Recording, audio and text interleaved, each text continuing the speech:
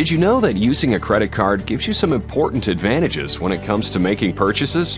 Whether it's ordering something online, buying airline tickets, renting a car, or having to buy a brand new refrigerator in an emergency, a credit card gives you powerful protections and even some extra benefits.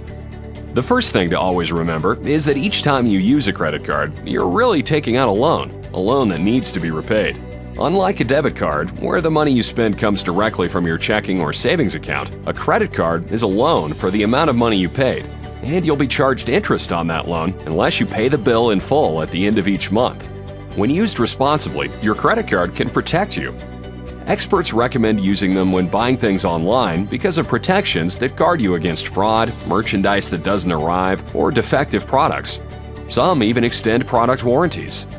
Credit cards are also great to have when buying airline tickets and other costly items.